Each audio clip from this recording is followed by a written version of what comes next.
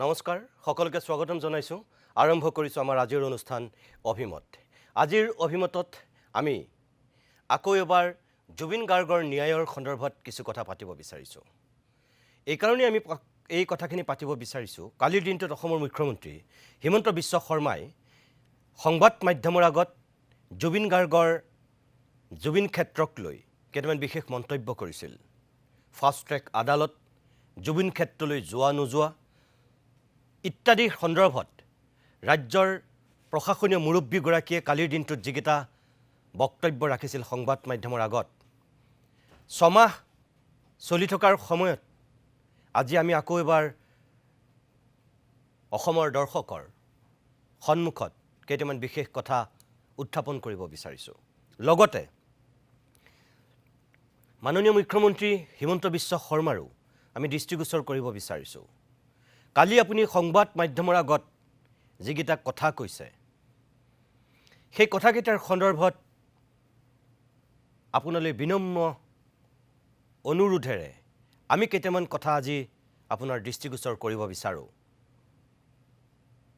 আগতে আপুনি কৈছিল সিংগাপুৰত জুবিন গাৰ্গক হত্যা কৰা হ'ল 1 2 আগতে আপুনি কৈছিল কেইজন মানে মিলি সিংগাপুৰত জুবিনক মাৰি পেলালে 3 আগতে আপুনি কৈছিল কেইবা বছৰ ধৰি জুবিনক হত্যা কৰাৰ পৰিকল্পনা কৰা হৈছিল 4 আগতে আপুনি কৈছিল জুবিনক বিজেপিয়ে কেৱল ন্যায় দিব আৰু 5 আগতে আপুনি কৈছিল জুবিনক ন্যায় দিব নোৱাৰিলে বিজেপিক ভোট দিব নালাগে বিভিন্ন সময়ত দিয়া বক্তব্যৰ ভিতৰত এই 5টা আছিল আপোনাৰ মুখেদি উলোৱা অত্যন্ত গুৰুত্বপূৰ্ণ বক্তব্য মই আকৌ কৈছো যি 5টা বক্তব্যৰ কথা মই কৈছো এয়া আপুনি নিজে কৈ থোৱা আপোনাৰ বক্তব্য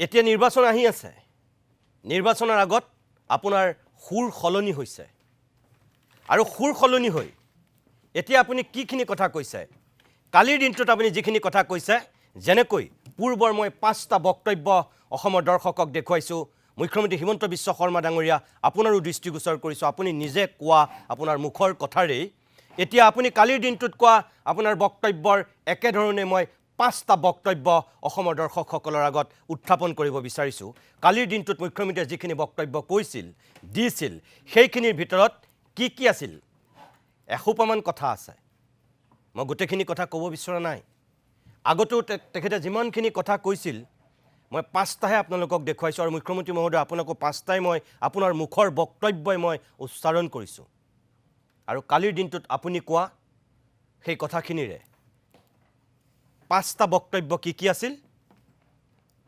এতিয়া আপুনি কৈছে নিৰ্বাচনৰ আগত জুবিন ক্ষেত্ৰলৈ কোনো ৰাজনীতিক যাব নালাগে 1 2 এতিয়া আপুনি কৈছে জুবিনক লৈ একাংশই ৰাজনীতি কৰিব বিচাৰিছে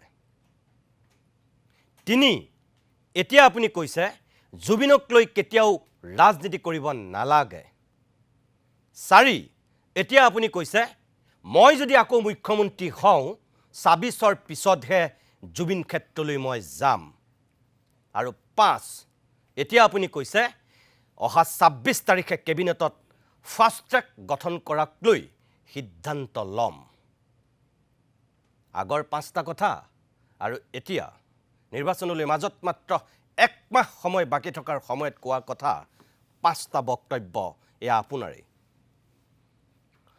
প্ৰিয় দৰ্শক আপোনালোক সুধি সমাজ মাননীয় মুখ্যমন্ত্ৰী মহোদয় আপুনি এজন অত্যন্ত বিচক্ষণ ৰাজনীতিবিদ কিন্তু আপুনি এই একেজন মানুহে আগতে যিখিনি কথা কৈছিল আপুনি কৰবাত পাহৰি গৈছে নেকি কামৰ হেঁচাত বা এতিয়াৰ সাম্প্ৰতিক শেহতীয়া ৰাজনৈতিক পৰিৱেশত যদি আপুনি পাহৰি গৈছে মই অসমৰ দৰ্শককো দেখুৱাব বিচাৰো আৰু আপোনাৰো মই দৃষ্টিগোচৰ কৰিব বিচাৰো ফাষ্ট ট্ৰেক গঠনৰ সন্দৰ্ভত আপুনি পূৰ্বতে কি কৈছিল জুবিন গাৰ্গৰ ন্যায় দিয়াৰ ক্ষেত্ৰত আপুনি পূৰ্বতে কি কৈছিল চাৰ্জশ্বিট গঠন হোৱাৰ পূৰ্বে আপুনি কি কৈছিল আপুনি মনত ৰাখিব 12 ডিচেম্বৰত চৰকাৰৰ হাতত চাৰ্জশ্বিট আহিছিল SITৰ পৰা আৰু 16 ডিচেম্বৰত CJM আদালতত চাৰ্জশ্বিট উত্থাপন হৈছিল। আপুনি যিখিনি বক্তব্য দিছিল 12 ডিচেম্বৰৰ আগতেই দিছিল। চাৰ্জশ্বিট দাখিল কৰাৰ আগে আগে যিখন আপোনাৰ কেবিনেট হৈছিল সেই কেবিনেটৰ পিছত কেবিনেটত লোৱা সিদ্ধান্তৰ কথাও আপুনি সদৰি কৰিছিল। প্ৰিয় দৰ্শক, আপোনালোকেও যদি পাহৰিছে সেই সময়ত মুখ্যমন্ত্ৰী হিমন্ত বিশ্ব শৰ্মা ডাঙৰীয়াৰ যিখিনি বক্তব্য আছিল মই মাননীয় মুখ্যমন্ত্ৰীগৰাকীৰো দৃষ্টিগোচৰ কৰিব বিচাৰোঁ আৰু আপোনালোকৰো মই দৃষ্টিগোচৰ কৰিব বিচাৰোঁ। তেখেতে নিজেই কোনখিনি কথা কৈছিল এবাৰ চাওকচোন। অসমবাসীক এইটোৱে আহ্বান জনাম যে ভাৰতৰ ন্যায়পালিকাৰ ওপৰত আমি বিশ্বাস ৰাখিব লাগে। চৰকাৰে ভুল কৰিলেও ন্যায়পালিকাই ভুল নকৰে। যদি ময়ো ভুল কৰোঁ ন্যায়পালিকাই ভুল নকৰে। হাইকোৰ্টেও তদন্ত আৰম্ভ কৰিছে আৰু পুলিচৰো তদন্তৰ প্ৰতিবেদন খুব সোনকালে ন্যায়পালিকাই পাই যাব। আৰু আমি গণতান্ত্ৰিক দেশৰ ৰাইজ হিচাপে ভাৰতৰ ন্যায়পালিকাৰ ওপৰত বিশ্বাস ৰাখিব লাগে। অসম চৰকাৰে অলৰেডি সিদ্ধান্ত লৈছে যে এই গোচৰটো ফাষ্ট ট্ৰেক কোৰ্টত হ'ব। তাৰমানে প্ৰতিদিনেই শুনানি হ'ব। ফাষ্ট ট্ৰেক কোৰ্টৰ উদ্দেশ্য কি যে আজি এটা দিন দিলে একমাহ পিছত দিন আহিলে এইটো নহয়, প্ৰতিদিনেই শুনানি হ'ব। গতিকে ন্যায় আমি সোনকালে পাই যাম। সেইকাৰণে মোৰ এটাই অনুৰোধ যে মুখ্য ন্যায়াধীশ ডাঙৰীয়াই ফাষ্ট ট্ৰেক কোৰ্ট এখন গঠন কৰক। আমি অনুৰোধ জনাম। ইতিমধ্যে কেবিনেটত সিদ্ধান্ত হৈছে। আমি নিৰ্দিষ্ট সময়সীমাৰ ভিতৰত চাৰ্জশ্বিট দিম। ন্যায়পালিকাই তদন্ত প্ৰতিবেদন আৰু বাকী সাক্ষীৰ ওপৰত এটা প্ৰক্ৰিয়াৰে ডেফিনেটলি আমাক সকলোকে ন্যায় দিব। অসম মাননীয় মুখ্যমন্ত্ৰী মহোদয়, এয়া আপুনি চাৰ্জশ্বিট দাখিল কৰাৰ আগতেই কোৱা কথা। কেবিনেটত সিদ্ধান্ত হৈছিল, ফাষ্ট ট্ৰেক গঠন কৰাৰ কথা কৈছিল, মাননীয় উচ্চ ন্যায়ালয়ৰ মুখ্য ন্যায়াধীশলৈ আপুনি আবেদন কৰাৰ কথা কৈছিল। ফাষ্ট ট্ৰেক এনেকৈ এমাহৰ মূৰত ডেট পৰিলে নহ'ব, আপুনি নিজে কৈছিল ডে টু ডে শুনানি হ'ব লাগিব আৰু ক্ষিপ্ৰতাৰে ন্যায় প্ৰদান কৰিব লাগিব জুবিন গাৰ্গৰ ক্ষেত্ৰত। এয়া আপুনি কৈ থৈছিল। তেতিয়াহ'লে এতিয়া এই একেজন মানুহেই আপুনি কালিৰ দিনটোত কোনকেইটা কথা ক'লে? ফাষ্ট ট্ৰেকক লৈ একাংশ সংবাদ মাধ্যমে আৰু একাংশ ৰাজনৈতিক দলে ৰাজনীতি কৰা বুলি কৈছে। কিন্তু এয়াতো আপুনি কৈ থোৱা কথা মাননীয় মুখ্যমন্ত্ৰী মহোদয়। 12 ডিচেম্বৰৰ পূৰ্বে এইখিনি কথা আপুনি কৈছিল। কেবিনেটৰ সিদ্ধান্তৰ কথা আপুনি কৈছিল। মুখ্য ন্যায়াধীশলৈ আবেদন জনোৱাৰ কথা আপুনি কৈছিল। তাৰপিছত এতিয়া আমি জুবিন গাৰ্গৰ ফাষ্ট ট্ৰেকক লৈ এই 6 মাহ চলি থকাৰ সময়ত আমি যদি মাত মাতিছোঁ, তেতিয়াহ'লে আপুনি এয়া কোন দৃষ্টিৰে কোন চিন্তাধাৰাৰে সংবাদ মাধ্যমৰ আগত তেনেকৈ ক'বলৈ পাৰিছে? যিসকল দৰ্শকে দেখা নাই মুখ্যমন্ত্ৰীয়ে কালিৰ দিনটোত কি কৈছে সংবাদ মাধ্যমৰ আগত, মই প্ৰিয় দৰ্শক আপোনালোকক এবাৰ দেখুৱাব বিচাৰোঁ মুখ্যমন্ত্ৰীৰ কালিৰ দিনটোৰ বক্তব্য। আমি যদি জুবিনক ন্যায় দিব নোৱাৰোঁ, আমাক আপোনালোকে কিয় ভোট নিদিয়াটো স্বাভাৱিক আৰু তাক আমি মানিও ল'ব লাগিব। সেইবাবে ৰাইজক মই আকৌ এবাৰ নাই, এইটো বক্তব্য মুখ্যমন্ত্ৰীয়ে পূৰ্বতে কোৱা। মুখ্যমন্ত্ৰীয়ে এই বক্তব্য কেতিয়া কৈছিল? যেতিয়া আমিও জুবিন ময়ো জুবিন বুলি বিজেপি ৰাজপথলৈ নামিছিল, সেই সময়ত যেতিয়া সাংঘাতিক ধৰণৰ বিতৰ্কৰ সূত্ৰপাত হৈছিল, তেতিয়া মুখ্যমন্ত্ৰী মহোদয়ে এই বক্তব্যটো কৈছিল। যদি আমি ন্যায় দিব নোৱাৰোঁ, বিজেপিক ভোট দিব নালাগে বুলি কৈছিল। এইগৰাকী মুখ্যমন্ত্ৰীয়ে কালিৰ দিনটোত এতিয়া শেহতীয়াকৈ যিখিনি বক্তব্য ৰাখিছে সংবাদ মাধ্যমৰ আগত, মই সেয়া আপোনালোকক দেখুৱাই লৈছোঁ। চাওক অকণমান। এইকেইদিন ফাষ্ট ট্ৰেক কোৰ্টক লৈও এটা ৰাজনীতি কৰি আছে। প্ৰথম কথা, বৰ্তমান যিজন ন্যায়াধীশৰ তাত গোচৰটো চলি আছে, তেখেতে প্ৰত্যেকখন জামিন নাকচ কৰিছে। দুজনে বাধ্য হৈ জামিনৰ আবেদন উইথড্ৰ কৰিছে আৰু 3খন জামিনৰ আবেদন এইগৰাকী ন্যায়াধীশে ৰিজেক্ট কৰিছে। এতিয়া জুবিনৰ গোচৰটো এইগৰাকী ন্যায়াধীশৰ পৰা আঁতৰাই লৈ যোৱাৰ এটা ডাঙৰ প্ৰস্তুতি চলিছে। যিগৰাকী ন্যায়াধীশে 3গৰাকীকৈ অভিযুক্তৰ জামিন আবেদন নাকচ কৰিছে 4 মাহ 5 মাহ পিছতো, সেইগৰাকী ন্যায়াধীশৰ তাত গোচৰটো থাকিব লাগে নে বেলেগৰ তাত যাব লাগে? এই দিশটোৰ ক্ষেত্ৰতো আমি 26 তাৰিখে কেবিনেটত সিদ্ধান্ত ল'ম। কিন্তু আমি পিছুৱাই থকাৰ মূল কাৰণটোৱে আছিল যে যিকোনো ন্যায়াধীশেই পুলিচ চিকিউৰিটি দুজনক অন্ততঃ জামিন দিলেহেঁতেন। যিকোনো ন্যায়াধীশেই মহিলা বুলি, কি নাম আছিল তেখেত, অমৃত প্ৰভাক জামিন দিলেহেঁতেন। এইগৰাকী ন্যায়াধীশে বলিষ্ঠভাৱে 3টাকৈ জামিনৰ আবেদন নাকচ কৰিছে আৰু ভয়তে শ্যাম কানু আৰু সিদ্ধাৰ্থই জামিনৰ আবেদন উদ্ৰ কৰিছে। এতিয়া সেইগৰাকী ন্যায়াধীশৰ পৰা কেছটো আঁতৰাবৰ কাৰণে এটা হাৱা নিৰ্মাণ কৰা হৈছে। মইতো ৰাইজৰ মতে চলোঁ, ৰাইজে বিচাৰিলে 26ত মই ফাষ্ট ট্ৰেক দি দিম। কিন্তু তাৰ পিছত যিখিনি ঘটনা হ'ব, সাধাৰণতে ইমান ডাঙৰ সিদ্ধান্ত, আপোনালোকে বাতৰি কাকতত কোনেও লিখা নাই যে জুবিনক ন্যায় দিয়াৰ ৰাস্তাত 3টাকৈ বেইল এপ্লিকেশ্যন বৰ্তমানৰ জাজজনে ৰিজেক্ট কৰিছে। আৰু যিজন জাজে ইমান কঠোৰ স্থিতি লৈছে, সেইজন জাজৰ পৰা এতিয়া গোচৰটো আঁতৰোৱাৰ কাৰণে চব লাগি আছে। আমি কি অনুৰোধ কৰিব লাগে যে এইগৰাকী জাজে ডে টু ডে হিয়াৰিং কৰক।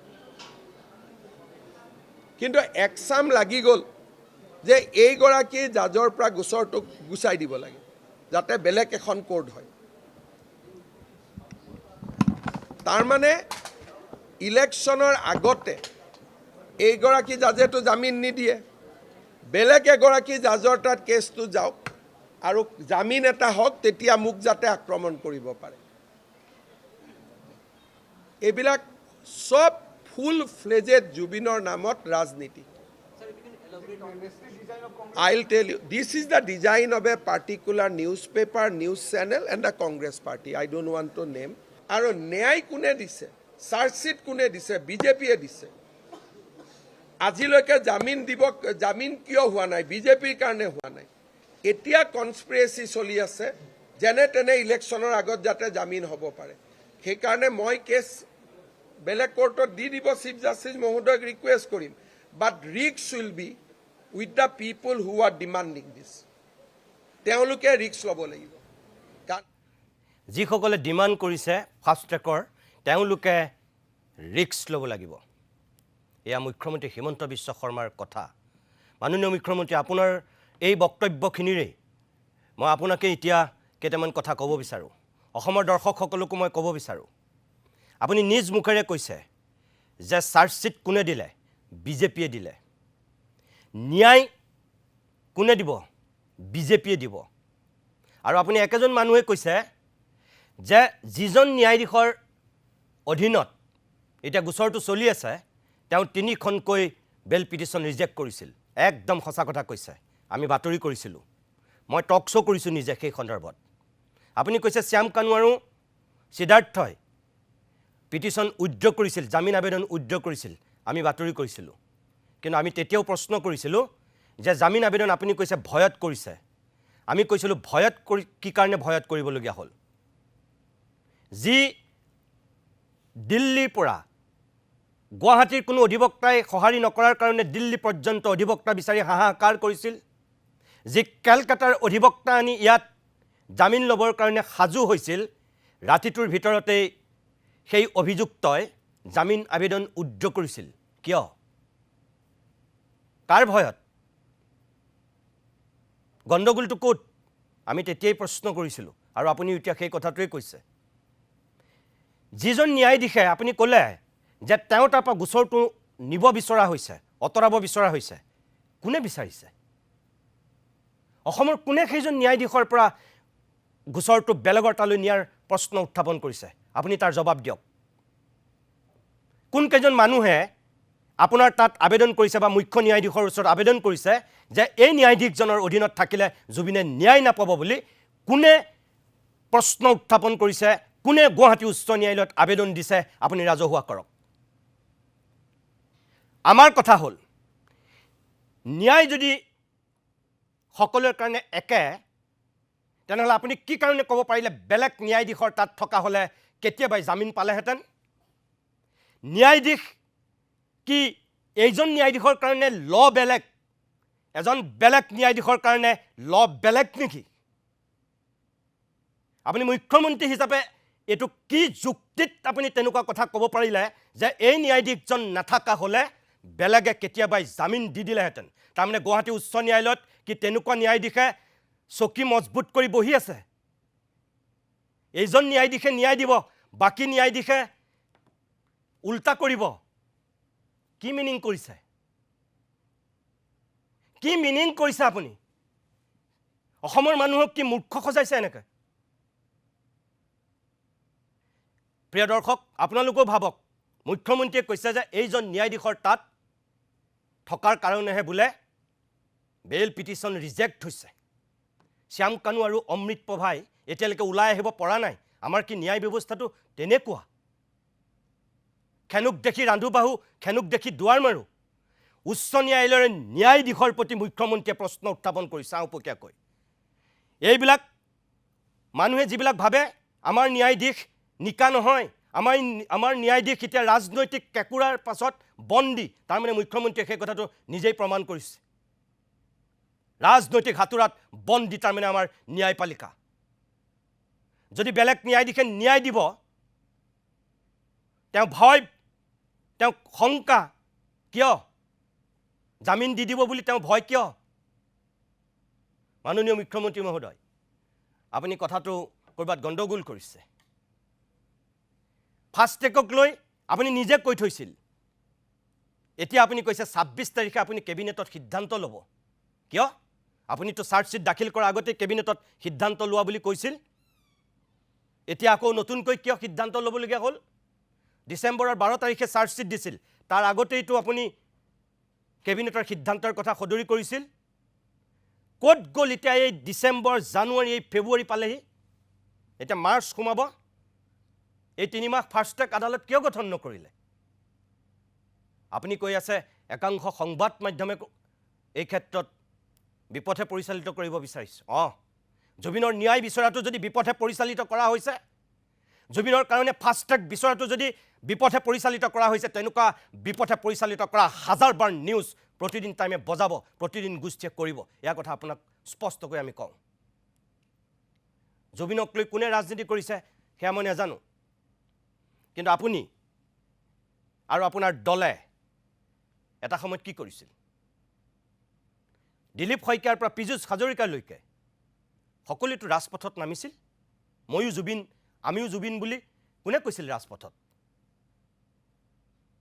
আপুনি কৈছিলে নে নাই চাৰ্জশিট দিয়াৰ পিছদিনাখনেই মই নিজেও ৰাজপথত নামিম আৰু আপুনি কি বুলি যুক্তি দিছিল ন্যায়পালিকাৰ যিটো লেহেমীয়া গতি সেই গতি ক্ষিপ্ৰ কৰিবৰ কাৰণে মই নিজে ৰাজপথত নামিম প্ৰতিদিন টাইমৰ দৰ্শকসকলৰ যদি সেই কথা জ্ঞাত আপোনালোকে মনত পেলাওক আৰু যিসকলে দেখা নাছিল আৰু মুখ্যমন্ত্ৰী মহোদয় আপুনি যদি পাহৰি গৈছে সেই সময়ত কি কৈছিল মই এই মুহূৰ্তত এবাৰ দৰ্শকসকলক দেখুৱাই ল'ব বিচাৰোঁ পীযুষ হাজৰিকা দিলীপ শইকীয়া পবিত্ৰ মাৰ্ঘেৰিটালৈকে আন মন্ত্ৰী বিধায়ক সকলো অসমৰ বিভিন্ন প্ৰান্তত তেতিয়া ময়ো জুবিন আমিও জুবিন বুলি ৰাজপথত নামিছিল আপুনি কৈছে যে জুবিনক লৈ এতিয়া ৰাজনীতি হৈছে ৰাজনৈতিক দলে ৰাজনীতি কৰিব নালাগে ৰাজনীতিকে জুবিনক লৈ ৰাজনীতি কৰিব নালাগে আপুনি কৈছে কিন্তু প্ৰথম কোনে আৰম্ভ কৰিছিল অসমত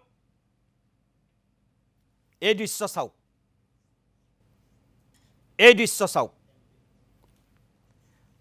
এম্বিয়েন্সত আছে কি কৈছিল চাওক দৰ্শকসকল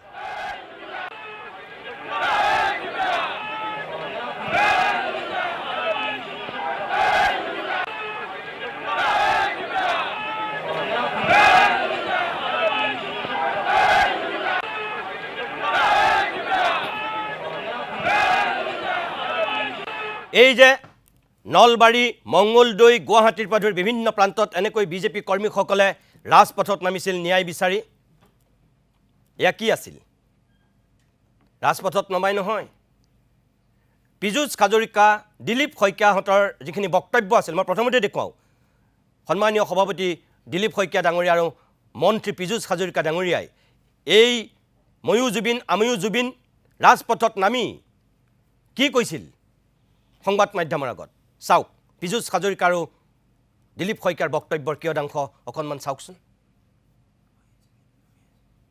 প্ৰত্যেক গৰাকী মানুহ আমি কষ্টত আছো আমি সকলোৱে জুবিন প্ৰেমী যাতে এই ক্ষেত্ৰত কোনো ধৰণৰ কম্প্ৰমাইজ কৰা নহয় দুখীয়া কঠোৰ শাস্তি পাওক আমি ভাৰতীয় জনতা পাৰ্টীয়ে জুবিন দাক ৰাজনৈতিক বিষয়ত টানি অনাটো বিচৰা নাই আমি বাধ্য হৈছোঁ ন্যায় বিচাৰি আজি আহিবৰ কাৰণে কাৰণ বিৰোধী কিছুমান একাংশ ৰাজনৈতিক দলৰ নেতাৰ যি ভাষণ জুবিন দাৰ প্ৰতি পূৰ্বতে তেওঁলোকে কৰা অশালীন মন্তব্য অসহ্যকৰ মন্তব্যবিলাক আজি আমাৰ চকুত ভাহি উঠি আছে প্ৰত্যেক এয়া আছিল পীযুষ হাজৰিকা আৰু দিলীপ শইকীয়াৰ তেতিয়াৰ বক্তব্য আৰু সেই সময়ত বিজেপিৰ এই স্থিতিটোক লৈ সৰ্বত্ৰে সমালোচনাৰ জোৱাৰ উঠিছিল ময়ো জুবিন আমিও জুবিন শ্লোগান সলাবলৈ বাধ্য হৈছিল মাননীয় মুখ্যমন্ত্ৰী মহোদয় আপোনাৰ দলৰ শীৰ্ষ নেতৃত্ব আপোনাৰ মন্ত্ৰী বিধায়কসকল আপুনিও কৈছিল ময়ো জুবিন আমিও জুবিন তাৰপিছত সলাই দিছিল আমিও জুবিন অনুৰাগী ময়ো জুবিন অনুৰাগী কৰিবলৈ বাধ্য হৈছিল কিয় সেই সময়ত সৰ্বত্ৰে আপোনালোকৰ এই স্থিতিটিক মানুহে গৰিহণা দিছিল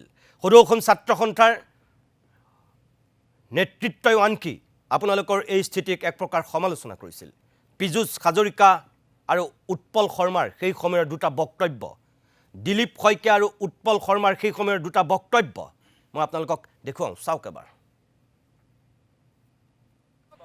আহ্বান জনাম বা SITক আহ্বান জনাম ন্যায়পালিকাক আহ্বান জনাম যাতে এই ক্ষেত্ৰত কোনো ধৰণৰ কম্প্ৰমাইজ কৰা নহয় দুখীয়া কঠোৰ শাস্তি পাওক আৰু জুবিন দাই তথা অসমৰ ৰাইজে ন্যায় পাওক এয়া আমাৰ দাবী এইদৰে আমি অৱস্থান গ্ৰহণ কৰিছোঁ মানুহে চৰকাৰৰ পৰা ন্যায় আশা কৰে আৰু এতিয়া দেখিছোঁ যে চৰকাৰৰ কেইবাগৰাকীও কেবিনেট মন্ত্ৰী ন্যায় বিচাৰি ৰাজপথত নামিছে আমাৰতো ভয় হৈছে কাইলৈ পৰহিলৈ স্বয়ং মুখ্যমন্ত্ৰীও বিজেপিৰ এই ন্যায় সমদলত ন্যায় বিচাৰি বেনাৰৰ আগফালে থিয় হ'ব নেকি আমাৰ সেইটো এতিয়া সন্দেহ হৈছে মানে দুটা কথা স্পষ্ট কৰিব লাগে কাৰ বিৰুদ্ধে তেওঁলোকৰ এই আন্দোলন আৰু কাৰ পৰা ন্যায় বিচাৰিছে তেওঁলোকে কৈছে ন্যায়ালয়েহে ন্যায় দিব পাৰিব ন্যায়ালয়ৰ পৰা ন্যায় বিচাৰিছে ন্যায়ালয়ৰ পৰাতো ন্যায় বিচাৰি আন্দোলন কৰাৰ যুক্তি নাই নে ন্যায়ালয়ক হেঁচা দিব বিচাৰিছে আমাৰ প্ৰাণৰ শিল্পীগৰাকীয়ে শীঘ্ৰে ন্যায় পাব লাগে এই মৃত্যুত প্ৰত্যক্ষ পৰোক্ষভাৱে যোন জড়িত প্ৰত্যেকগৰাকীকে বুক কৰিব লাগে প্ৰত্যেকগৰাকীকে তদন্তৰ আওতালৈ আনিব লাগে আৰু শীঘ্ৰে ইয়াৰ যি তদন্ত প্ৰক্ৰিয়া সেই প্ৰক্ৰিয়া সমাপ্ত কৰিব লাগে ভাৰতীয় জনতা পাৰ্টি প্ৰতিগৰাকী কাৰ্যকৰ্তাৰ অন্তৰত দুখ অসমৰ ৰাইজৰ অন্তৰত দুখ সকলোৱে ন্যায় বিচাৰিছে সকলোৱে তদন্ত ক্ষীপ্ৰ হ'ব বিচাৰিছে পানী নসৰকাকৈ তদন্ত হ'ব বিচাৰিছে আৰু সেইকাৰণে আমি সকলোৱে কৈছোঁ যে আমাক ন্যায় লাগে আৰু আমিও জুবিন অনুৰাগী ময়ো জুবিন অনুৰাগী কিন্তু ন্যায়ালয়ে কেতিয়া ন্যায় দিব পাৰিব যেতিয়া ন্যায়ালয়ত SITয়ে এখন কটকটীয়া চাৰ্জশ্বীট দাখিল কৰিব সাক্ষ্য প্ৰমাণেৰে সৈতে গোচৰটো ইমান মজবুতকৈ তৈয়াৰ কৰিব যাতে দোষী আইনৰ সুৰুঙাৰে সাৰি যোৱাৰ অৱকাশ নাথাকে তেতিয়াহে ন্যায়ালয়ে ন্যায় দিব পাৰিব এই কামটো কোনে কৰিব লাগিব SITয়ে কৰিব লাগিব সেইকাৰণে মানুহে অসম চৰকাৰকে আহ্বান জনাই আছে দাবী জনাই আছে যে তদন্ত ক্ষীপ্ৰ হ'ব লাগিব পানী নসৰকা হ'ব লাগিব তেনে প্ৰেক্ষাপটত শাসকীয় দলটোৱে নিজে ন্যায় বিচাৰি ৰাজপথত নামিবলগীয়া হোৱা কথাটোৱে পুনৰ প্ৰমাণ কৰিলে যে অসমত আন্দোলন নকৰিলে মানুহে একো নাপায় এয়া আছিল সেই সময়ৰ বক্তব্য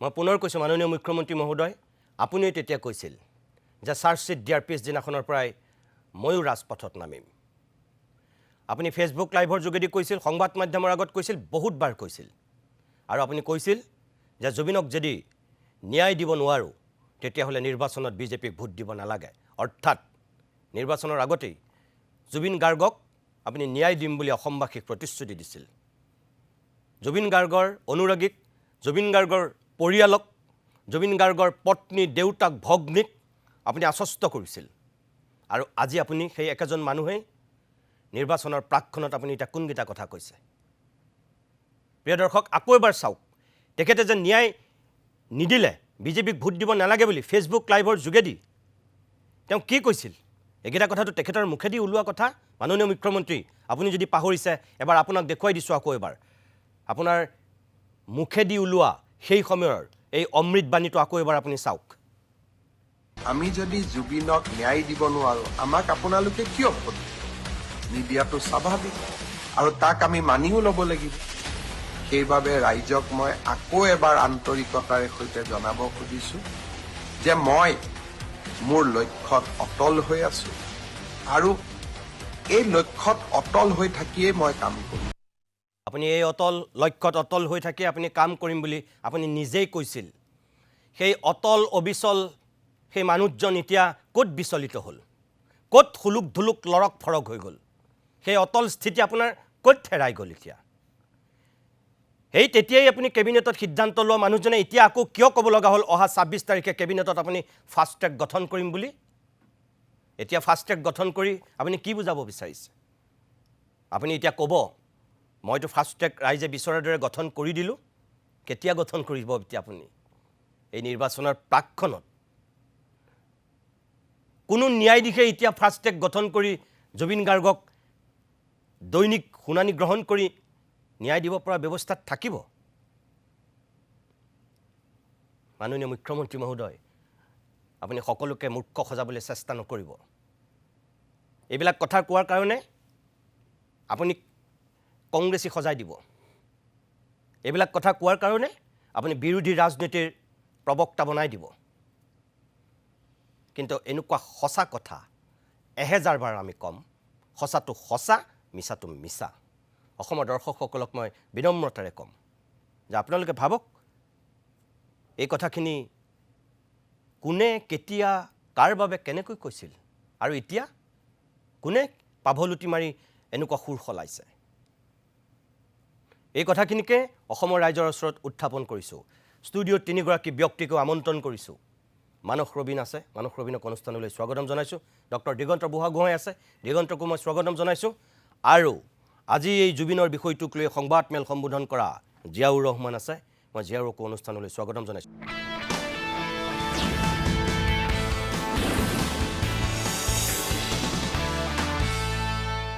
কালি যে মুখ্যমন্ত্ৰী হিমন্ত বিশ্ব শৰ্মাই এই বিষয়টোক লৈ আকৌ মুখ খুলিলে, তাৰ মূল কাৰণ আছিল জুবিন ক্ষেত্ৰ শেহতীয়াকৈ অন্ধকাৰ হোৱা।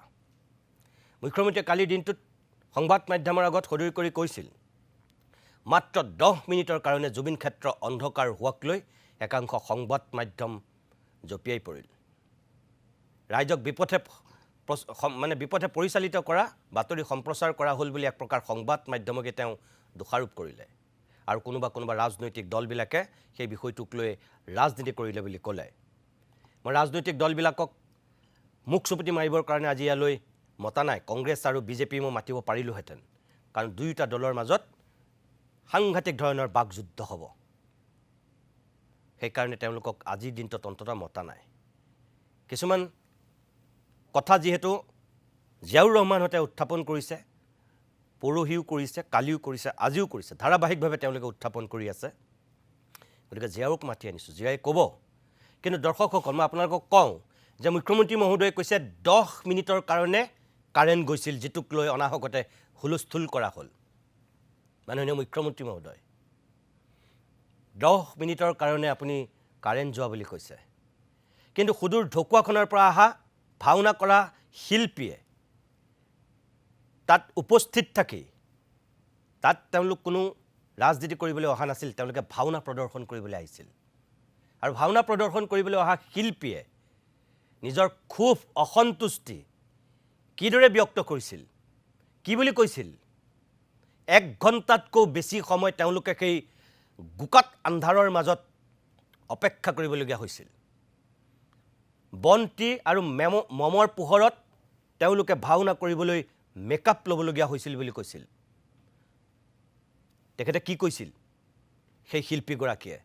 আপুনি শুনা নাছিল যদি এবাৰ চাওক, অসমৰ দৰ্শকসকলেও চাওক।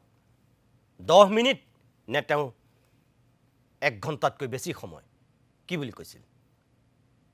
বহুত দূৰৰ পৰা আহিছিলোঁ, আমিতো যিটো আশা লৈ আহিছিলোঁ ইয়াত মানে জুবিনদাৰ সমাধি ক্ষেত্ৰত আমি ভালকৈ চাম, বা আমিও বহুত দূৰৰ পৰা আজি ভাওনা এখনকৈ কৰিম বুলি আমি আহিছিলোঁ। আমিতো যিমানখিনি যাৱতীয় বয় বস্তু লাগে আমি সকলোখিনি লৈ আহিছিলোঁ। যিহেতু ইয়াত চাউণ্ড নাপায় বুলি কৈছে, আমি চাউণ্ড তাৰ পৰা লৈ আহিছোঁ।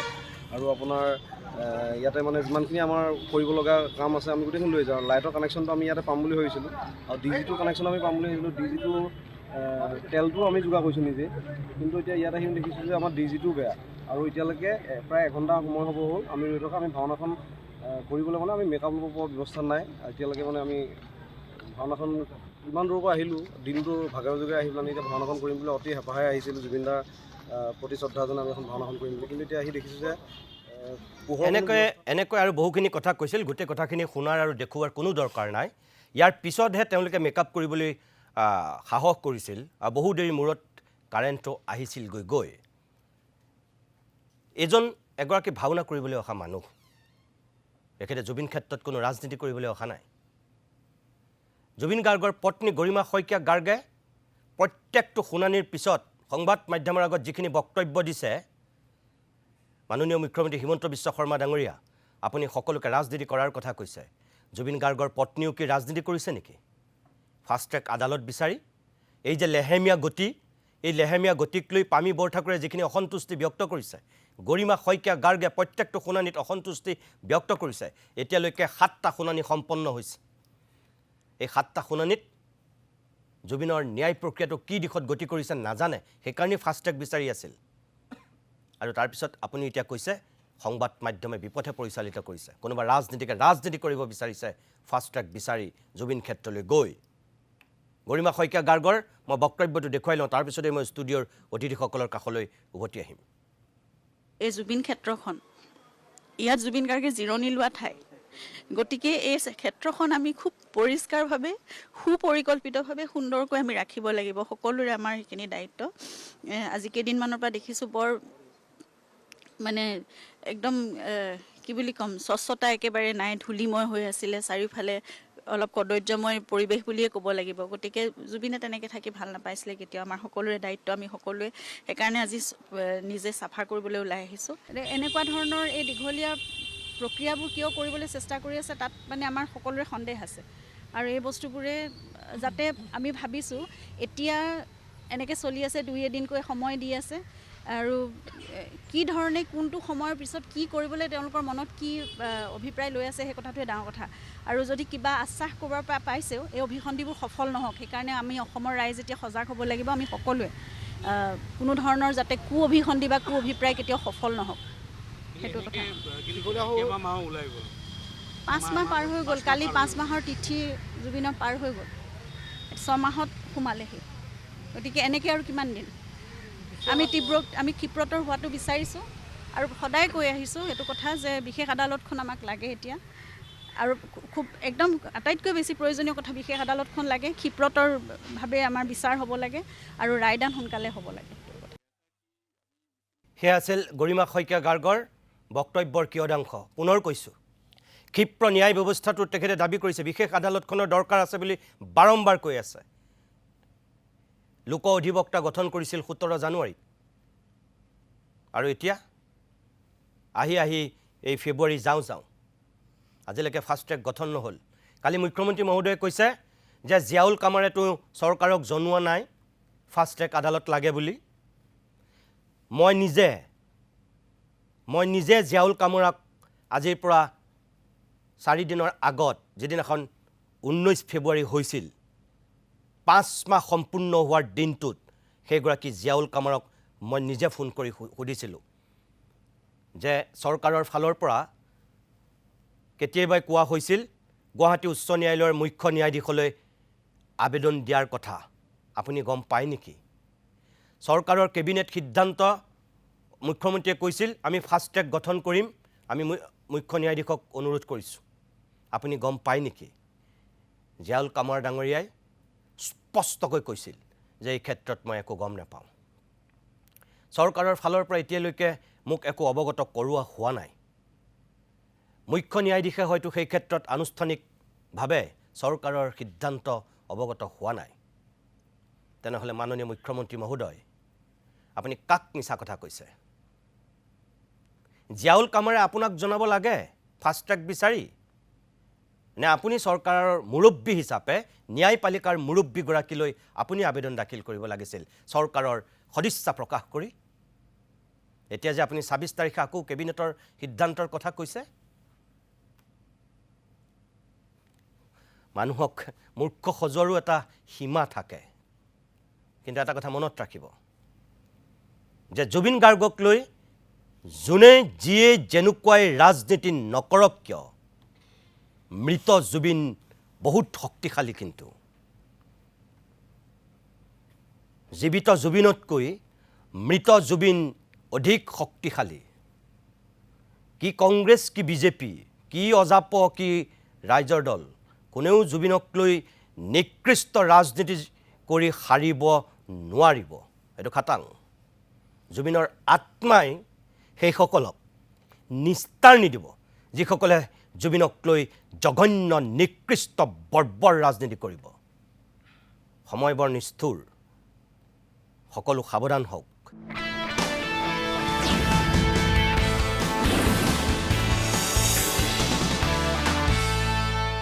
মানস ৰবীন ডাঙৰীয়া, মই আপোনাৰ কাষলৈ আহিছোঁ। আপুনি গোটেই বিষয়টো গমেই পাইছে, সামাজিক মাধ্যমত দেখিছোঁ আপুনিও এই বিষয়টোক লৈ লিখা মেলা কৰি আছে। কি হ'বলৈ গৈ আছে? নহয়, প্ৰথম মই বেয়া পাইছোঁ মানে কি, খুব মিছা কথাৰ পৰিভৰটো বাঢ়িছে গোটেই ঘটনাটোক লৈ। এতিয়া আপুনি দেখুৱাই দিলে যে 10 মিনিট কাৰেণ্ট যোৱা বুলি কৈছে, তাত থকা মানুহে কৈছে 1 ঘণ্টা কাৰেণ্ট গৈছে, আৰু তালৈ মাজতে সেই চাফা কৰাক লৈ এটা হুলস্থুল হৈছিলে। তেতিয়াও আমি মাত মাতিছিলোঁ, গৰিমা বৌ নিজে তালৈ যাবলগীয়া হৈছিলে। কিয় হৈছে এই কথাবোৰ? এই কথাবোৰ হৈছে যে ৰাইজে সন্দেহ কৰিছে যে চৰকাৰে কিবা ক্ষেত্ৰত জুবিন গাৰ্গক অৱহেলা কৰিছে নেকি। এইটো বৰ ডাঙৰ চিন্তা কিন্তু দেই, অৱহেলা কৰিছে নেকি। আৰু তাৰ লগত যেতিয়া এটা কথা চিন্তা কৰা যায়, সেই ধাৰণাটোক মানে কিহে আপোনাক ডাঙৰ কৰি তোলে। আজি প্ৰধানমন্ত্ৰী নৰেন্দ্ৰ মোদী ডাঙৰীয়া অসমলৈ আহিছে, অমিত শ্বাহ ডাঙৰীয়া অসমলৈ আহিছে, এবাৰো জুবিন ক্ষেত্ৰলৈ যোৱা নাই। সেইটো অসমৰ ৰাইজৰ ক্ষোভ। অমিত শ্বাহ জুবিন ক্ষেত্ৰৰ সন্মুখেদি পাৰ হৈ গৈছে। AJP, বিজেপি, কংগ্ৰেছ বুলি কথা নাই দেই, অসমীয়া মানুহ, অসমীয়া মানুহৰ ক্ষোভ। কালি হিমন্ত বিশ্ব শৰ্মা ডাঙৰীয়াই ক'লে যে তালে বাকী দলৰ যিবোৰ সৰ্বভাৰতীয় দলৰ নেতা গৈছে, তেওঁলোকে ৰাজনীতি কৰিবলৈ গৈছে। মইতো এইটো খুব ভুল কথা, ভুল লাইনত কথা কৈছে। কাৰণ কেলৈ দিল্লী বম্বেৰ পৰা গুৱাহাটী ফুৰিবলৈ অহা মানুহেও জুবিন ক্ষেত্ৰলৈ গৈছে, তেওঁলোকেতো ৰাজনীতি কৰিবলৈ যোৱা নাই। গতিকে ৰাষ্ট্ৰীয় পৰ্যায়ৰ এজন নেতা যেতিয়া অসমলৈ আহিছে আৰু প্ৰথমবাৰৰ বাবে জুবিন ক্ষেত্ৰলৈ যদি গৈছে, আমি ভাবোঁ সেয়া জুবিন গাৰ্গক শ্ৰদ্ধাঞ্জলি জনাবলৈ গৈছে, আৰু তাৰ কাৰণে অসমবাসী ৰাইজ সেই নেতাগৰাকীৰ ওচৰত কৃতজ্ঞ হোৱা উচিত। যদি দুবাৰ যায় তেতিয়া মই ভাবিম যে তাত কিবা ৰাজনৈতিক এংগল আছে, আৰু যদি এবাৰো কোনোবা নাযায় তেনেহ'লে নিশ্চিতভাৱে সেয়া কিন্তু অৱহেলা হ'ব। মই অৱহেলা কৰা বুলি ভাবিছোঁ, আৰু গোটেই অসমৰ ৰাইজে এই কথাটোক অৱহেলা কৰা বুলি ভাবিছে। দ্বিতীয় কথাটো হ'ল যে যিখন মানে কি স্পেচিয়েল কোৰ্ট গঠন কৰি দিয়া কথাটো মুখ্যমন্ত্ৰী ডাঙৰীয়াই নিজে কৈছিল, আমি জুবিনৰ কাৰণে এখন স্পেচিয়েল কোৰ্ট গঠন কৰি দিম। কাৰণ কেলৈ সেই চোৱা সময়ত ঢেৰ কথা ওলাইছিল যে হাজাৰ হাজাৰ মানুহক সাক্ষীবাদী লোৱা হৈছে, কেছখন দীঘল হৈ যাব। আমি ইমান আইনী মেৰপেচৰ কথা জনা মানুহ নহয়, আমাৰ জীৱনত মানে নিজাকৈ কোনো ধৰণৰ কেছ গোচৰ মোকদ্দমা লৈবলগীয়া হোৱা নাই। গতিকে এই কথাবোৰ, এই যে সামাজিক মাধ্যম হওক, টেলিভিশ্যনত হওক, যি চৰ্চা শুনিছোঁ, বিভিন্ন আইনজ্ঞৰ মুখে যিবোৰ কথা শুনিছোঁ, সেইবোৰ কথাৰ পৰাই আমিও জ্ঞাত হৈছোঁ। বহুত কথা আমি সকলো কথা জানো যে এনেকুৱা নহয়। তেওঁলোকে কৈছিল যে জুবিনৰ ন্যায়িক প্ৰক্ৰিয়াটো বহুত দীঘলীয়া হ'বগৈ, ইমান সাক্ষীবাদী গোটাইছে। গতিকে বহুত দীঘলীয়া এটা প্ৰক্ৰিয়া যদি হয়, মুখ্যমন্ত্ৰীয়ে নিজে কৈছিলে যে ডে টু ডে শুনানি হ'বই লাগিব, হ'ব লাগিব। আৰু সেইটো বিচৰাটো কোনো ধৰণৰ ৰাজনীতি হ'ব নোৱাৰে। সকলো কথাতে ৰাজনৈতিক ৰহণ সানিবলৈ বিচৰাটো উচিত নহয়। জুবিন গাৰ্গৰ ন্যায় অসমীয়াৰ বাবে এটা দাবী। জুবিন গাৰ্গে ন্যায় পোৱাটো অসমীয়াৰ প্ৰাপ্তি হ'ব। এইটো গৰিমা শইকীয়া গাৰ্গৰ প্ৰাপ্তি নহয়, বা XYZ কাৰোৰে প্ৰাপ্তি নহয়, এয়া হ'ল অসমীয়াৰ প্ৰাপ্তি। দ্বিতীয় কথা, মানুহৰ মাজত অবিশ্বাস বাঢ়িছে। অবিশ্বাস বাঢ়িছে, নেতৃত্বৰ প্ৰতি বিশ্বাস কমিছে। কাৰণ নেতাবোৰে ইমান মিছা কথা ক'বলৈ লৈছে যে কাক বিশ্বাস কৰিব মানুহে। আমি অলপ দিনৰ আগলৈ ঘূৰি যাওঁ, কা আন্দোলন, আপুনিও আছিলে, আমিও আছিলোঁ, নহয় জানো? গতিকে কা আন্দোলনৰ একদম ভৰপক সময়ত কি কোৱা হৈছিলে যে বিপ্লৱ শৰ্মাৰ প্ৰতিবেদন দাড়ি কমা নথকাকৈ ইমপ্লিমেণ্ট কৰা হ'ব। তাৰপিছত আপুনি মুখ্যমন্ত্ৰী হ'ল, আজি 5 বছৰ মুখ্যমন্ত্ৰী হৈ যোৱাৰ পিছত কি কথাটো গম পালোঁ যে বিপ্লৱ শৰ্মাৰ প্ৰতিবেদন দিল্লীলৈ পঠুৱাই নহ'ল। এইটো আমাৰ সমাজ জীৱনৰ কাৰণে শুভ লক্ষণ নহয়। ৰাজনীতিৰ জেগাত কিন্তু জাতিয়ে কিছুমান কথাৰ উত্তৰ বিচাৰিব যিকোনো এখন চৰকাৰ দিনতে বিচাৰিছিল। মই আজি কৈছোঁ, সুযোগ পাইছোঁ কাৰণে কৈছোঁ, মই সাধাৰণতে এইবোৰ আহি নাথাকোঁ, কৈ নাথাকোঁ। অসমীয়া জাতিয়ে খুব সংকটত আছে। সেই কথাটো আপোনালোকেও কৈ থাকে মেলে মিটিঙে। সেই সংকটৰ পৰা জাতিটোক পৰিত্ৰাণ পাবলৈ কি কৰা হ'ল? 10 বছৰ বিজেপিৰ শাসন, তাৰ আগত 15 বছৰ কংগ্ৰেছ চৰকাৰৰ শাসন দেখিলোঁ আমি। কি কৰা হ'ল? অসমীয়া জাতিটোক বচাবৰ কাৰণে, ৰাজনৈতিকভাৱে সুৰক্ষিত কৰিবৰ কাৰণে কি কৰা হ'ল? মিয়া খেদিম, বাংলাদেশী খেদিম, জিন্নাৰ বংশধৰ বুলি এদিন ক'ব, এদিন অচিনাকি মানুহ বুলি ক'ব, নামবোৰ বদলাই থকাৰ বাহিৰে কি কৰা হ'ল? কংক্ৰিট কিবা আহিলনে? নাই। নেতৃত্বহীনতা, এইটো জাতিটোক যি নেতৃত্ব দি আগুৱাই লৈ যাব লাগে। চৰকাৰ আহিব, মুখ্যমন্ত্ৰী হ'ব, এইবোৰ বেলেগ কথা। জাতিটোক আগুৱাই লৈ কোনোবাই যাব পাৰিছেনে? এইটো বিৰাট ডাঙৰ প্ৰশ্ন। এইকাৰণে ৰাইজৰ মনত অবিশ্বাস বাঢ়িছে। যিকোনো মানুহে কথা এটা ক'লে সহজে এতিয়া বিশ্বাসত নোলোৱা হৈছে মানুহে 10 বাৰ ভাবিব লৈছে। আৰু জুবিন গাৰ্গ চবৰে প্ৰাণৰ শিল্পী আছিল। গতিকে জুবিন গাৰ্গৰ ন্যায় প্ৰাপ্তিটো ৰাইজৰ এটা আন্দোলন, আৰু এই আন্দোলনটো সেইদিনাহে প্ৰশমিত হ'ব যিদিনাখন জুবিন গাৰ্গে ন্যায় পাব।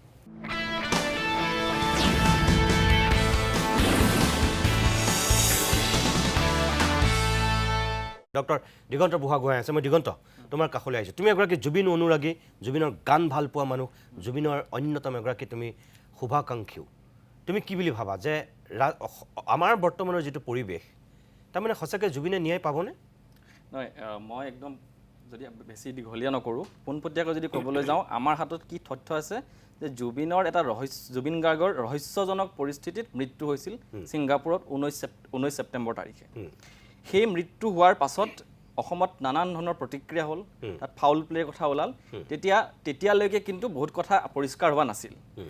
মুখ্যমন্ত্ৰী যিজনৰ প্ৰত্যেক দিনাই তেখেতৰ কথাৰ পৰা লাগে যে অসমত গছৰ পাত এটাও তেখেতৰ ইচাৰা নহ'লে নলৰে, সেই মুখ্যমন্ত্ৰীয়ে জুবিন গাৰ্গৰ যিটো মৃত্যু, সেই মৃত্যুটো তেখেতৰ কাৰণে এটা আউট অফ চিলেবাছ কুৱেশ্যন হৈ গ'ল। কাৰণ সেই ছেপ্টেম্বৰলৈকে তেখেতৰ নিজৰ চিলেবাছত খেলি ইলেকশ্যন খেলাৰ ধান্দা কৰি আছিল। কিন্তু যেতিয়াই জুবিন গাৰ্গৰ মৃত্যু হ'ল, এই গোটেই বস্তুটো তেখেতৰ আউট অফ চিলেবাছ এটা কুৱেশ্যন আহি গ'ল। আৰু তেখেতে উত্তৰ দিব যেতিয়া নোৱাৰা হ'ল, তেখেতৰ সেই সময়ৰ সিদ্ধান্তবিলাক আপুনি চাব, এজন ৰাজ্যৰ মুৰব্বীয়ে কেনেকুৱা ধৰণে সিদ্ধান্ত ল'ব লাগে সংবিধানৰ ভিত্তিত আৰু ফেক্টছৰ ভিত্তিত। সেই সময়ত মুখ্যমন্ত্ৰীয়ে নিদিওঁকৈ ৰাইজে দাবী কৰাৰ কাৰণে SIT বনাই দিলোঁ, ৰাইজে দাবী কৰাৰ কাৰণে পষ্টমৰ্টেম অসমত আকৌ কৰালোঁ। সেই ধৰণৰ সিদ্ধান্তবিলাক চাওক। তাৰপিছত যেতিয়া দেখা পালে যে এই গোটেই কথাবিলাকে তেখেতৰ ৰাজনৈতিক যিটো যাত্ৰা তাত ব্যাঘাত জন্মাব পাৰে, সেইকাৰণে সেই সময়ত তেখেতে ফেচবুক লাইভৰ যোগেদি, আনকি অসম বিধানসভাত ঘোষণা কৰি দিলে যে জুবিন গাৰ্গক হত্যা কৰা হ'ল নহ'ল, এইবিলাক আইনী কথাবিলাক পিছলৈ আহিব। কিন্তু যিজন মুখ্যমন্ত্ৰীয়ে আজিৰ দিনটোত আমাৰ অসমত SIT খেল আৰু কেবিনেট মিটিং খেল পাতাৰ বাহিৰে যোৱা 1 বছৰ মই একোৱেই দেখা নাই। কাৰণ তেওঁ কিন্তু এইটোও কৈছিলে দিগন্ত যে বহুত বছৰৰ পৰা পৰিকল্পনা হৈ আছিল জুবিনক হত্যা কৰাৰ। এতিয়া অসমৰ মানুহে জানিব বিচাৰি আছিল কোনে সেই পৰিকল্পনা কৰিছিল। নহয়, তেখেতে আজি কৈছে যে এটা ফাষ্ট ট্ৰেক আদালতৰ কথাটো কৈছে। যদি তেখেতৰ হাতত ইমান ভয়ংকৰ তথ্য আছে, তেখেতৰ চাৰ্জশ্বিটখনত যদি ইমানখিনি কথা SIT উদ্ঘাটন কৰিব পাৰিছে আৰু বহুত দিনৰ পৰা যদি তাৰ পৰিকল্পনা হৈছে বুলি ভাবিছে, তেখেতে সেই গোটেই কথাখিনিক ফাষ্ট ট্ৰেক কৰাত তেখেতৰ অসুবিধা কি? তেখেতে আগতে কৈছিলে যে এই গোটেই সিদ্ধান্তটো ন্যায়পালিকাইহে ল'ব পাৰে, কিন্তু আজি কৈছে কেবিনেট, কাৰণ ৰাইজে কোৱাৰ কাৰণে কেবিনেট মিটিং ল'ব পাৰে বুলি কৈছে। গোটেই কথাবিলাক ওলট পালট নহয়নে? আজি তেওঁ কৈছে ৰাজনীতি কৰিব নালাগে। ৰাজনীতি কোনে কি কৰিছে আমি নাজানো। জুবিন গাৰ্গৰ যিটো মৃত্যু ৰহস্যজনক পৰিস্থিতি, মই এতিয়াও হত্যা হয়নে নহয় এইটোলৈ মই যাবই খোজা নাই। এই ৰহস্যজনক পৰিস্থিতিত যিটো মৃত্যু হ'ল, তেখেতৰ ন্যায়ৰ অৰ্থ কি? ন্যায়ৰ অৰ্থ হৈছে কি তেখেতৰ মৃত্যুৰ সত্য উদ্ঘাটন হ'ব লাগে, আৰু তাত যদি পোনপটীয়াকৈ কোনোবা জড়িত হৈছে তেতিয়াহ'লে ভাৰতীয় ন্যায় সংহিতাৰ অধীনত তাৰ শাস্তি হ'ব লাগে, আৰু যদি পৰোক্ষভাৱে কোনোবা জড়িত হৈ আছে তেনেহ'লে অন্যান্য ধাৰাৰ অধীনত তাৰ শাস্তি হ'ব লাগে। আৰু তাৰ কাৰণে জুবিনটো আৰু সাধাৰণ মানুহ নহয়, এনেকুৱা এজন অসাধাৰণ মানুহৰ কাৰণে যদি অসম চৰকাৰে, মানে অসমৰ সৰ্বশক্তিমান চৰকাৰখনে যদি এটা সিদ্ধান্ত ল'ব নোৱাৰে, তেনেহ'লে কালো আমি বাদ চাম। একদম। মই জিয়াউৰ ৰহমান, মুখ্যমন্ত্ৰীয়ে কৈছে যে ৰাজনীতি হৈছে, ৰাজনীতি কৰিব নালাগে। জুবিন ক্ষেত্ৰলৈ তেওঁ কৈছে ২৬ৰ পিছত মুখ্যমন্ত্ৰী হ'লেহে তেওঁ আকৌ যাব, কোনো ৰাজনৈতিক ব্যক্তি যাব নালাগে, তেওঁৰ দলৰ কোনো নেতা কৰ্মীকো নাযাবলৈ এক প্ৰকাৰ তেওঁ আহ্বান জনাইছে। আপোনালোকে যোৱা ৩ দিন ধৰি মাত মাতি আছে, তাৰমানে আপোনালোকে ৰাজনীতি কৰিছে? যোৱা 5 মাহ আমি চাওক, এই বিষয়ে আমিতো এতিয়া যেনেকৈ মাত মাতিছোঁ, এই মাতবিলাকতো আমি যোৱা 5 মাহে সিমান ভালকৈ মাতা নাছিলোঁ। আমি অৱশেষত মাতিবলগীয়া কিয় হ'ল? আপুনিয়েইতো কৈছিলে, হিমন্ত বিশ্ব শৰ্মা ডাঙৰীয়া আপুনিয়েইতো কৈছিলে যে যদি মই ন্যায় দিব নোৱাৰোঁ তেতিয়াহ'লে মোক ভোট নিদিব, বিজেপিক ভোট নিদিব। জুবিন গাৰ্গৰ নাম লৈ বিজেপিৰ পতাকা লৈ ৰাজপথত কোন নামিছিল? আপুনি নামিছিল, আপোনাৰ দল নামিছিল। ৰাজনীতি কোনে কৰিছে? আপুনি কৰিছে। আৰু জুবিন গাৰ্গ কোন? এটা অৰ্ডিনাৰী মানুহ নহয়। জুবিন গাৰ্গ বুলি ক'লে ৰাস্তাৰে সেইফালে গৈ থাকোঁতে আমি দেখিছোঁ, বাছেৰে গৈ থাকোঁতে মানে মূৰটো নোৱাই যায়। মানুহে ঈশ্বৰীয় সত্তা হিচাপে স্বীকৃতি দিছে। নালাগে ঈশ্বৰীয় সত্তা, এজন সাধাৰণ মানুহ মৰিছে, সেই মানুহজনক কোনে মাৰিছে আপুনি জানে, আপুনি কৈছিল বহুত বছৰ হত্যা কৰা হৈছে। তেতিয়াহ'লে যদি আপুনি জানে, আপুনি নামকেইটা কৈ দিয়া কিয় নাই? এই মানুহকেইটাক ধৰি আনি শাস্তি কিয় দিয়া নাই? আজি ফাষ্ট ট্ৰেক আদালত বহুৱাৰ কথা কোনে কৈছিল? আপুনিয়েতো কৈছিল। এতিয়া এনেকুৱাওতো হ'ব পাৰে যে যিকেইজন জেলত আছে সেইকেইজনেই মাৰিছে। তাকে কৈছোঁ, আপুনি আমাৰ ভাৰতবৰ্ষত মাত্ৰ এদিনত ফাষ্ট ট্ৰেক কোৰ্টে বিহাৰৰ আৰাৰিয়াত 2021 চনৰ উদাহৰণ আছে, গুগল কৰিলে গম পাব। 2021 চনত আৰাৰিয়াত এটা কেছ আছে, পক্সত মাত্ৰ এদিনত 12 ঘণ্টাৰ ভিতৰত ন্যায় দিয়া হৈছে, 11 দিনত ন্যায় দিয়া হৈছে। ফাষ্ট ট্ৰেক কোৰ্টৰ এইটো সুবিধা। ইলেকশ্যন আহি আছে, যিকেইজন মানুহে হত্যা কৰা বুলি আপুনি কৈ আছে সেই মানুহকেইজন আপোনাৰ ভাতঘৰৰ মানুহ বুলি আমি জানো। এই মানুহকেইজনক বচোৱাৰ কিবা ষড়যন্ত্ৰ নেকি? তেওঁতো কৈছে এতিয়া তেওঁলোকক বচাবলৈ আপোনালোকেহে মানে পৰিচালিত কৰিছে। এই অধিবক্তাগৰাকী ন্যায়াধীশগৰাকীক আঁতৰাবলৈ বোলে এতিয়া ৰাজনীতি হৈছে বুলি কৈছে। মুখ্যমন্ত্ৰীৰ যোৱাকালিৰ যিটো বক্তব্য আপুনি ইয়াত বজালে, সেই বক্তব্যটো শুনিলে দুটা কথা একেবাৰে ক্লিয়াৰ হৈ যায়। দুগ্ধপোষ্য শিশু এটাও এই কথাটো বুজিব পাৰিব। প্ৰথম কথা, তেওঁ নিজ মুখে কৈ আছে যে ফাষ্ট ট্ৰেক কোৰ্ট বনালে অন্য আদালতলৈ গুচি গ'লে অভিযুক্তবিলাকে জামিন পাই যাব। জামিন কেতিয়া পাব? যেতিয়া আপোনাৰ চাৰ্জশ্বিট দুৰ্বল হ'ব তেতিয়াহে, যেতিয়া আপোনাৰ তদন্তত ত্ৰুটি থাকিব তেতিয়াহে। তেতিয়াহ'লে আপোনাৰ তদন্তত ত্ৰুটি আছে, আপুনি নিজ মুখে স্বীকাৰ কৰিলে। দ্বিতীয়, তাতোকৈ ভয়ংকৰ কথা কৈছে যে এইজন জাজেহে মানুহকেইটাক ৰাখিছে, অন্য জাজে হ'লেতো জামিন দি দিলেহেঁতেন। এই জাজজনৰ কি অনুৰাগ আছে, নে বাকী জাজবিলাকৰ প্ৰতি মানুহৰ আদালতৰ প্ৰতি আপোনাৰ বিশ্বাস নাইকিয়া কিয়? আপুনি ইমান ডাঙৰ এটা ভয়ংকৰ কথা, হয়, ইমান ডাঙৰ এটা ভয়ংকৰ কথা আপুনি কৈ দিয়ে। তাৰমানে গোটেই আদালত ব্যৱস্থাটোৰ প্ৰতি আপুনি অনাস্থা প্ৰকাশ কৰিলে। আমিতো কোৱা নাই, কোনেওতো কোৱা নাই যে হিমন্ত বিশ্ব শৰ্মা ডাঙৰীয়া আপুনি হত্যা কৰিছে, এই কথাটো কোনেও কোৱা নাই। আপুনি কৈছে অমুকে হত্যা কৰিছে। তেতিয়াহ'লে বিশেষ আদালতখন বহাই এমাহৰ ভিতৰত 2 মাহৰ ভিতৰত বিচাৰ প্ৰক্ৰিয়া সম্পূৰ্ণ হৈ গ'লহেঁতেন। অধিবক্তাসকলে কৈছে 20 বছৰ লাগিব এই প্ৰক্ৰিয়াৰে গ'লে। স্পেচিয়েল কোৰ্ট বনালে 2 মাহত হৈ যাব। 2 মাহৰ ভিতৰত আপুনি কি কাৰণে সম্পন্ন কৰা? 2 মাহৰ ভিতৰত যদি আদালতে ৰায়টো আহি যায় তেতিয়াহ'লে দুধ কা দুধ পানী হৈ যাব। কোনে ৰাজনীতি কৰিছে, কোনে বিচৰা নাই, কোনে বিচাৰিছে, স্পষ্ট হৈ যাব। আপুনি কিয় কৰা নাই? তাৰমানে আপোনাৰ নিজৰ স্থিতি সন্দেহজনক মুখ্যমন্ত্ৰী মহোদয়। আপোনাৰ নিজৰ স্থিতি হাস্যকৰ। আপোনাৰ নিজে এনেকুৱা কালি মুখ্যমন্ত্ৰী মহোদয়ৰ বক্তব্য শুনাৰ পিছত এনেকুৱা লাগে যে এওঁ একো ক'ব পৰা নাই, দিগবিতে খেৰুৱাইছে, আবুল তাবুল বকিছে। এটা ইংৰাজীত এটা ননচেন্স শব্দ আছে, মই শব্দটো মই ক'ব খোজা নাই, কিন্তু মানে are you out of your mind chief minister, যে আপুনি এনেকুৱাকৈ কথা কৈছে, আদালতৰ ওপৰত আপুনি প্ৰশ্ন উত্থাপন কৰিছে। মানস ৰবীন জীয়াৰে যিটো কথা কৈছে যে সেইজন ন্যায়াধীশ হ'লেহে ন্যায় পাব, বেলেগ ন্যায়াধীশ হ'লে ন্যায় নাপাব, এইটো কেনেকুৱা কথা? নহয়, সেইটোৰ ওপৰতো আচলতে এতিয়া বিৰোধী পক্ষই তেওঁলোকে কোৰ্টত কেছে দিব লাগিছিলে। বিৰোধীৰ ভূমিকাটো বৰ হতাশজনক, বিৰোধীৰ ভূমিকাটো বৰ হতাশজনক। এই কথাখিনি কাউণ্টাৰ দিবলৈ আমি আহিবই নালাগে। আমি হ'লো নন পলিটিকেল মানুহ, আমাৰ ৰাজনীতিৰ লগত একো কথা নাই। আজি অনুষ্ঠানটো যদি বিজেপি কৰ্মীসকলেও চাই আছে বা বেলেগেও চাই আছে, মই খালি শেষত 3টাই কথা ক'ম। 1, জুবিন ক্ষেত্ৰক লৈ এখন ট্ৰাষ্ট গঠন কৰা হৈছে, সেইখনে ড্ৰয়িং হ'ব, নতুন চৰকাৰ আহিব, ড্ৰয়িং এপ্ৰুভ হ'ব, তাৰপিছত কনষ্ট্ৰাকশ্যনৰ কাম হ'ব, সেইখিনি বহুত দেৰিকৈ কথা। কিন্তু প্ৰাৰম্ভিকভাৱে মই আগতেও কৈছোঁ, তাত অন্ততঃ জুবিন অনুৰাগীসকল আহিলে, শ্ৰদ্ধাঞ্জলি জনাবলৈ আহিলে, মানে যিখিনি প্ৰাকৃতিক তেওঁলোকৰ প্ৰয়োজন, তাৰ কাৰণে 2টা বাথৰুম আৰু নিৰ্মাণ কৰি দিয়ক। আৰু এতিয়া ফাগুনৰ মাহ খুব ধূলিত হৈছে। আজি মই লিখিছোঁ তাত সদায় মিউনিচিপালিটিৰ মানুহে আহি পইচাটো নিবলৈ আহে, যিটো ডনেশ্যন উঠে, কিন্তু মিউনিচিপালিটিৰ গাড়ী এখন গৈ পানী অলপ ছটিয়াই থৈ আহিব নোৱাৰে নেকি? এই 2টা কাম কৰি দিয়ক। আৰু তৃতীয় কথা, এইবোৰ বৰ জেট তেট ধৰি থাকি লাভ নাই। ভাৰতবৰ্ষৰ কেন্দ্ৰীয় নেতৃত্ব যদি আপোনালোকৰ আহে জুবিন ক্ষেত্ৰলৈ লৈ যাওক জুবিনদাৰ মহিমা মণ্ডন কৰা হ'ব অসমীয়াৰ সন্মান বাঢ়িব আজি যদি প্ৰধানমন্ত্ৰী নৰেন্দ্ৰ মোদী ডাঙৰীয়া জুবিন ক্ষেত্ৰলৈ গ'লহেঁতেন গোটেই নেশ্যনেল ইণ্টাৰনেশ্যনেল মিডিয়াত জুবিন গাৰ্গৰ বিষয়ে ওলালেহেঁতেন আমাৰ জুবিনৰ লাভ হ'লহেঁতেন আমাৰ লাভ হ'লহেঁতেন তাত বেলেগ কথা একো নাই তাত ৰাজনীতিৰ কথা একো নাই গতিকে এই দুটাই মোৰ বিনম্ৰ অনুৰোধ কাৰণ সময়টো খুব স্পৰ্শকাতৰ এতিয়া ৰাজনীতিৰ মানে ইলেকশ্যনৰ ওচৰৰ টাইম গতিকে মই বৰ বেছি কথা নকওঁ আৰু এটা কথা ঠিক যিখন স্পেচিয়েল কোৰ্ট অতি সোনকালে গঠন কৰি দিওঁ ধন্যবাদ মই এটা কথা মাত্ৰ আধা মিনিটত ক'ব বিচাৰিছোঁ মোক নিৰাশাবাদী বুলি নাভাবিব কিন্তু মই 19 ছেপ্টেম্বৰত SIT গঠন হোৱাৰ সময়তো কৈছিলোঁ এই গোটেই কথাটো ইলেকশ্যনলৈকে যাব বুলি আৰু মই আপোনাক আজি কৈ থৈছোঁ এইখিনি কথা মনত ৰাখিব ইলেকশ্যনটো যাব আৰু যি ধৰণৰ আমি অনুমান দেখিছোঁ বিজেপি আকৌ চৰকাৰ হ'ব পাৰে ইলেকশ্যন যোৱাৰ পিছত চাব এই আটাইকেইজনক লাহেকৈ কেছটোৰ পাছত এইকেইজনক লাহেকৈ অসমৰ জেলৰ পৰা বেলেগ জেললৈ লৈ যোৱা হ'ব তাৰপিছত লাহেকৈ কেছটোৰ পৰা ওলাই যাব আজি এই কথাখিনি লিখি ৰাখক ঠিক আছে মই ধন্যবাদ জনাইছোঁ দিগন্তই যিটো কথা কৈছে শেষত সেইটোৱে হ'বলৈ গৈ আছে এতিয়া যদি ফাষ্ট ট্ৰেক গঠন কৰে এতিয়া আৰু কোনো ন্যায় নাপায় আচলতে তথাপিও হয়তো মুখলজ্জাৰ হাত সাৰিবৰ কাৰণে 26 তাৰিখে হয়তো মুখ্যমন্ত্ৰীয়ে কেবিনেটত আকৌ সিদ্ধান্ত লোৱাৰ এখন নাটক কৰিব যিটো কথা আগতেই কৈছিল আজিৰ পৰা 3 মাহৰ আগত কৈছিল আৰু এতিয়া আকৌ 3 মাহৰ পিছত একেখিনি নাটকেই কৰিবলৈ গৈ আছে মুখ্যমন্ত্ৰী হিমন্ত বিশ্ব শৰ্মাই অসমৰ ৰাইজে বাকী বিচাৰ কৰিব মই একো নকওঁ আজিৰ অভিমত ইমানতে সামৰিছোঁ নমস্কাৰ